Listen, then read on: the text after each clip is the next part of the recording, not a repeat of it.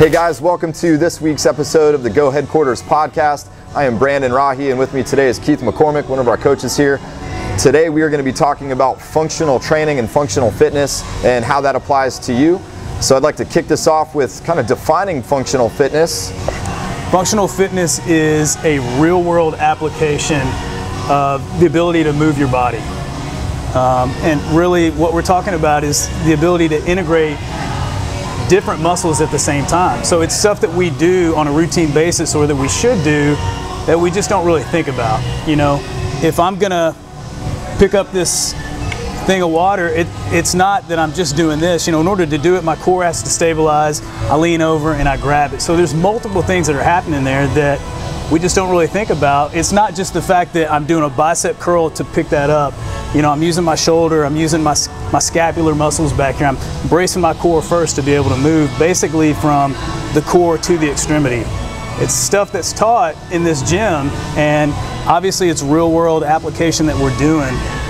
It's probably a good time to tell you about a real world application that I did on a routine basis back in my house in Arkansas. I had a shed that basically had a few stairs leading up to it, and that's where I kept my lawnmower. There's no ramp to bring down this lawnmower. So in order to get this 40-pound lawnmower, basically what I would have to do is I'd have to really think about deadlifting this lawnmower up and keeping it close to my body, and then walking down these stairs and then reversing my position with a nice straight spine angle and just taking that thing back to the ground. You know, I'm not gonna sit there and just pick up the lawnmower and just toss it out, you know, because I wouldn't be able to use the lawnmower, it'd probably break. So that is definitely a very good example of functional fitness in action. It's the ability to efficiently deadlift that lawnmower and then get it out of there and put it on the ground in one piece. Moms do it all the time when they have a toddler in their arm and then they gotta reach down and pick up a toy, or they put a shopping bag on the ground, they gotta reach down and pick that up, and then at the same time, then they gotta put it down, get the keys, and open the door. So this is real stuff that we do, and hopefully we're supporting our body and strengthening our body in a way that we can handle these real world activities without injuring ourselves and then just being injured for who knows how long. You know, injuries have a way of kind of hanging out if you don't address them, you know. Yeah. And functional training and functional fitness has become a buzzword. You see it in all the magazines, you see it in the, I don't know, in the commercials and every marketing, you know, medium that there is. No one really defines it all that much, and you know, they kind of assume everyone knows what it is and how to train for it and what that represents. And so that's what we want to kind of hammer out today and give those examples, talk about the pros and cons of that. Obviously we've heard some great examples, but I mean, it's any of your daily movements is going to be an example of something that's functional. And the point is that we need to train for those movement patterns for a million reasons. There's so many ways to train your body with a million forms of exercise: yoga, weight training, running, dance, all the sports, all those things, right? We can be specific in a million ways, but how many of those ways are functional? How many of those things do transfer to little daily tasks that the mom's got to do, and you know, whatever, pulling the lawnmower out of the shed. Right. You know, how do you move that? And are you fit and capable enough to actually get those tasks done and accomplished without hurting yourself or whatever you're dealing with? Or do you have to call somebody over to help you? Right. So that's what we want to kind of get into. So we've heard a few examples. So what are maybe some benefits of functional training? I think the simplest explanation could be that you have a body in balance. And what I mean by that is, you know, we think, sometimes we think about our body, sometimes we don't, but we have a joint and we have muscles on each side of the joint, right?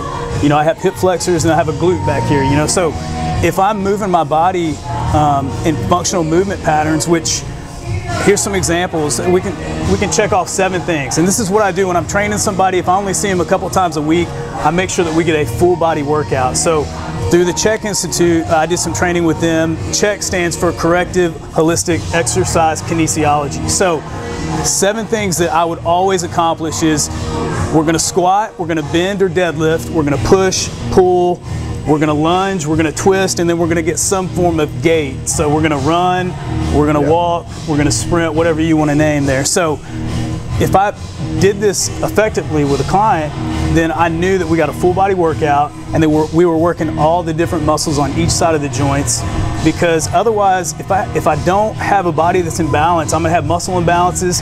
Something's gonna be tight on this side of the joint, something's gonna be loose, my body's gonna be prone to injury, you know, and next thing you know, I'm gonna tear a tendon or pull something, you know, whatever the case might be. So that's definitely a benefit, is just a body that's in balance. Yeah, and balance is going to mean safety ultimately. Oh, absolutely. Right? Because in functional life, we don't just exclusively push on things all day long, right? Right. You don't push every door closed.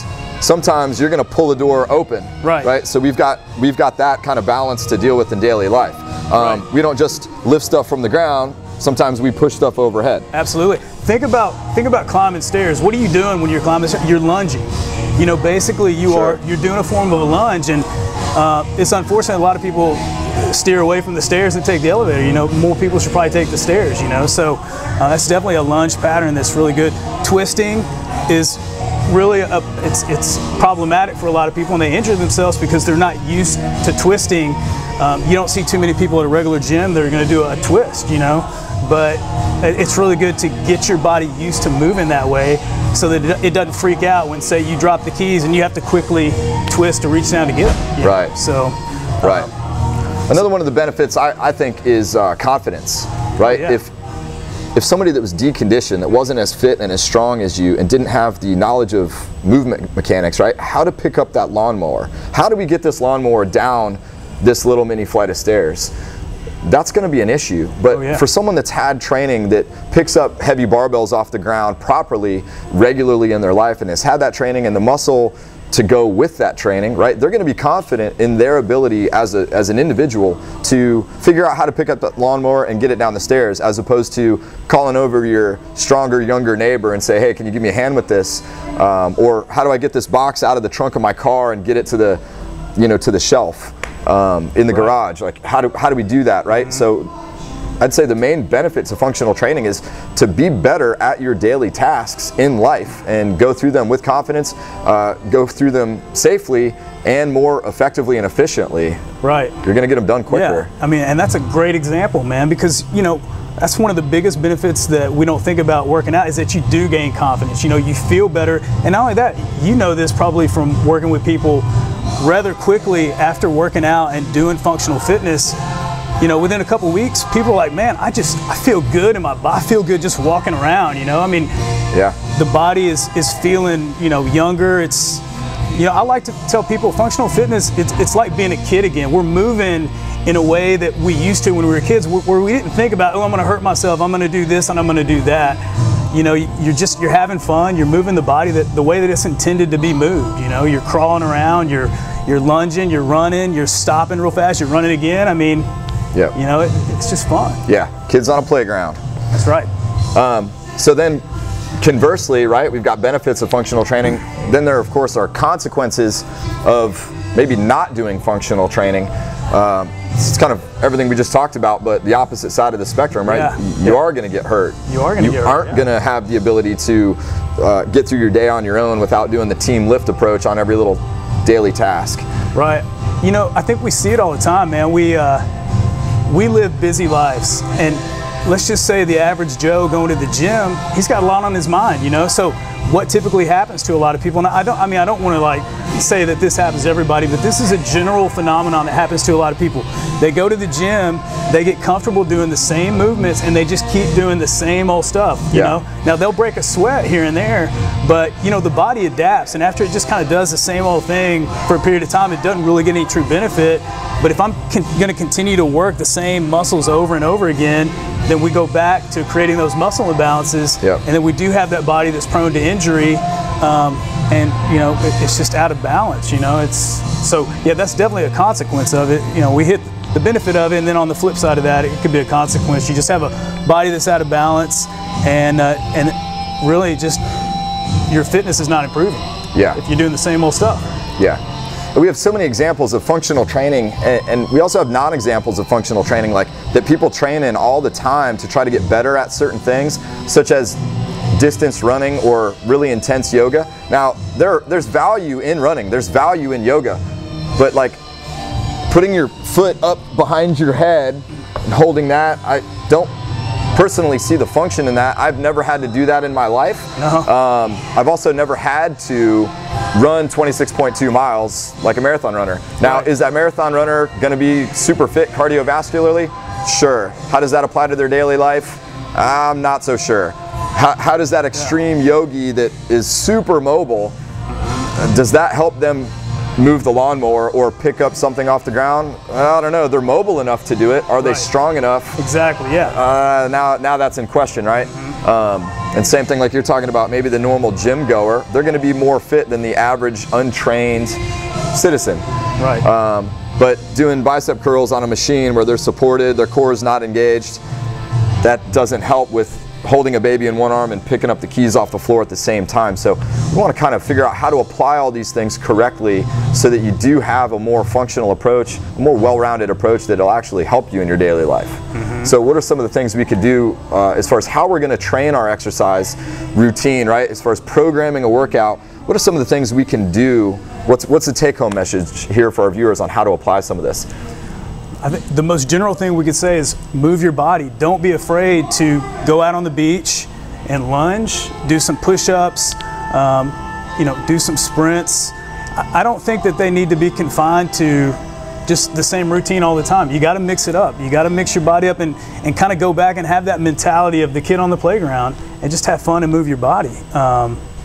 If somebody is a little reluctant to do that, then maybe they need some expertise from a trainer like one of us here or wherever that they want to go and actually find an expert. But really what they need to do is they need to have maybe even a little push just to go out there and say, what do I do? Well, here you go. This is what you're going to do. This is Brandon. He's an expert. He's going to help you and show you how to move your body in a functional way. Yeah, absolutely. So mix it up. Get off some of the machines at the gym, figure out how to move your body through space. Like here at Go Headquarters, we don't really have a lot of machinery behind us. If you can see in the background, we've got kind of rails and monkey bars and all these things so that you are moving your body constantly. And that's what functional training really is how to move your body through space. And don't go to a gym and sit down when you've been sitting down at work for 8 hours. Right. That kind of goes again. If you sit down and think about that, then you end up scratching your head and saying, man, that makes sense. So move your body, move it in multiple planes of motion, squat, bend, push, pull, lunge, twist, and gait. There you go. Check it off the list. You did some functional movement. Yep. Well, that's been it for today for the Functional Training Podcast. Keith, thanks for sitting in with me today, and we will see you guys next time.